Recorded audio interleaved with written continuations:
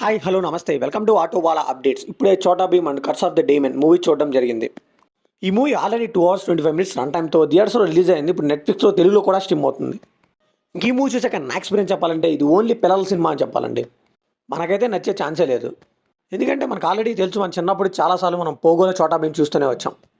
So ఏం జరిగినా హీరోనే గెలవడం, హీరోకి అసలు దెబ్బలు తగలపోవడం, అది చిన్నపిల్లల వరకు ఓకే, కానీ మూవీ పరంగా అయితే వర్కౌట్ అవ్వదు.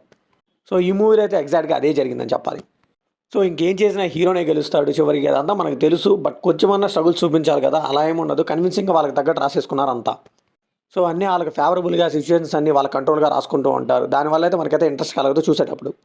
సో చిన్నపిల్లలకు చూసేటప్పుడు అవన్నీ అవసరం లేదు కాబట్టి పిల్లల వరకు అయితే నచ్చుతుందండి. స్టోరీ టెల్లింగ్ అయితే బాగా నచ్చింది నాకు.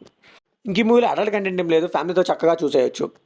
ఇంకా విజువల్స్ కొన్ని బాగుంటే, కొన్ని మాత్రం చాలా చీప్ క్వాలిటీలో తీసారేమో అనిపించిందండి.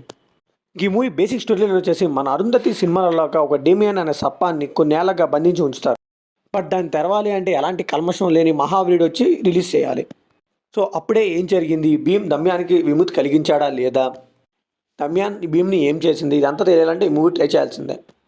ఇంక ఈ మూవీలో పాజిటివ్ విషయానికి వస్తే స్టోరీ టెల్లింగ్ కానీ, యాక్టింగ్ కానీ, అలా పిల్లలకి కనిపించే మంచి లాజిక్స్ లేకుండా మంచి సీన్స్ అయితే బాగా రాసుకున్నారు. ఇంకా చోటా భీమ్ కోసం బిల్డ్ చేసిన వరల్డ్ కూడా చాలా బాగుందండి. అనుపమ్ ఖేర్ గారి క్యారెక్టర్ కూడా కొంచెం బాగానే అనిపించింది. ఇంక ఈ మూవీలో నెగిటివ్స్ విషయానికి వస్తే చీప్ విజువల్స్ అని చెప్పాలండి. అండ్ లాజిక్స్ లేని సీన్స్ అయితే ఎన్ని రాసుకున్నారంటే అన్ని రాసుకున్నారు. ఇంకా రన్ టైం కూడా ఈ మూవీకి పెద్ద మైనస్ అని చెప్పాలండి, చాలా లెంతీగా అనిపించింది. ఇంకా ఫైట్స్ కూడా చాలా ఎక్కువ ఉన్నాయని చెప్పాలి.